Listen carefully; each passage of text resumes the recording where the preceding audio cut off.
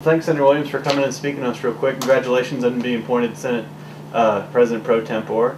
How's that feel as we get a very exciting opportunity for you coming up? Well, I'm honored to be chosen by my colleagues for this position. It's just a very difficult year to be governing in the majority and as pro tem. It's a lot of tough cuts to make this year, so I think we're up to the job, but it's going to be difficult. Well, as you said, it is a very tough year, and obviously with the state budget shortfall going on, it's obviously affecting everybody. It's top of everybody's minds as we go into 2009. What's your take on the current situation as we get ready to start the legislative session? Well, in terms of the budget, we're over a $2 billion shortfall in roughly a $20 billion budget. Education's K-12 is 43% of that budget. Overall education, including Regents, is 56%. And if you're not cutting K-12, you got to get a lot of money out of all the other agencies. And frankly, I think we've been running government pretty lean for a number of years.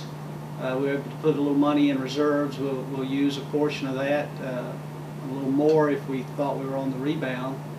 But you know, it's just going to be difficult to get that much money out of a fairly lean budget already. You mentioned education already as one they're not taking any money out of.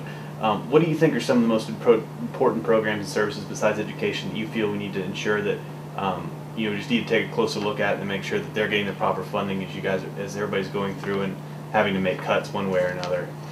Well, there's some functions that we just have to do in government. We have to run the courts. We have to arrest people who are breaking the law and process them and put those bad guys in prison. And we're already double bunking and triple bunking prisoners.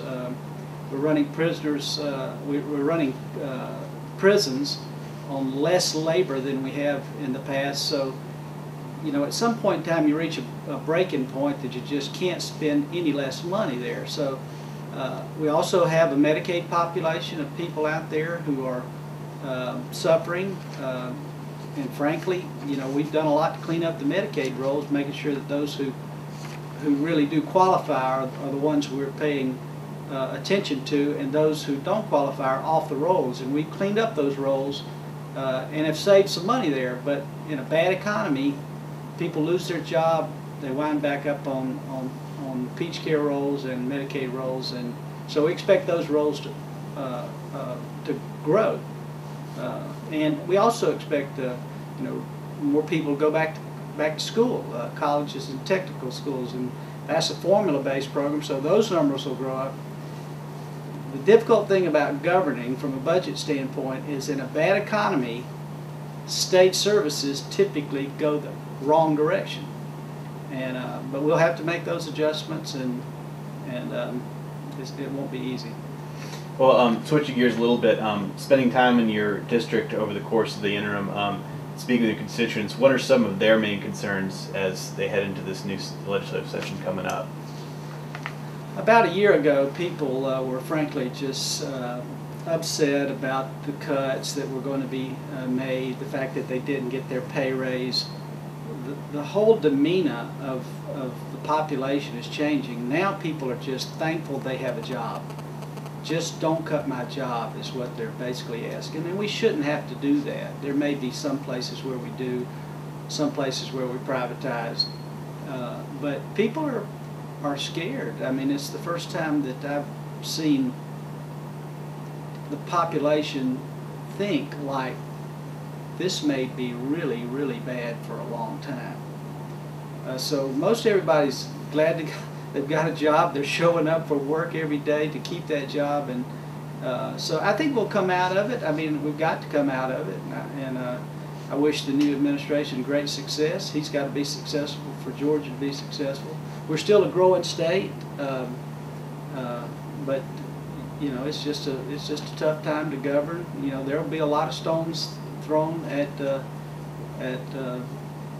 Republicans this year simply because we've got to make difficult cut decisions, but you know, that's what you have to do when you're governing. And obviously, the budget's going to be the biggest issue going into next year.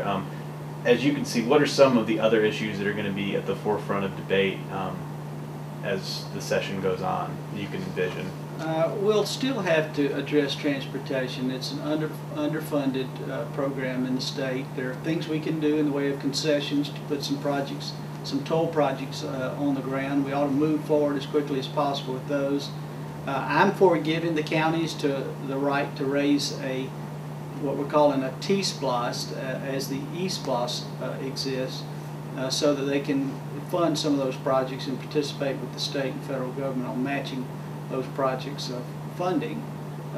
We'll have to address education. Now, I'm not satisfied that we're still at the bottom. We've moved off the very bottom, but we're getting better. But I'm for making some revolutionary changes in education to give folks choices about where they send their schools, whether it's public school choice or otherwise. We've moved some of the populations, particularly those disabled populations, into the market of choice. I hope we do some more of that. I hope we give the school councils a little more authority to run their local schools. I'm a big believer in running the school at the community level. That's what we did 30, 40 years ago. It worked well then. We consolidated, and I think that was a wrong decision. So, you know, we're going to try to pass some legislation that brings some accountability to the public school and gives some opportunity for some fairly revolutionary changes. We've got an interesting session ahead. Is there anything else you'd like to add?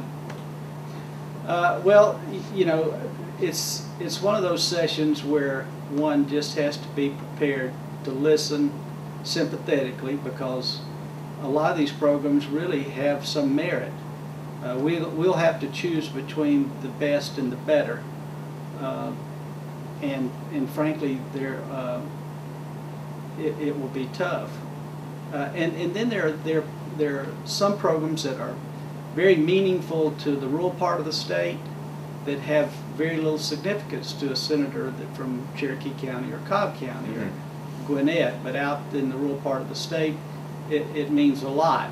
So we'll have to measure those against, you know, how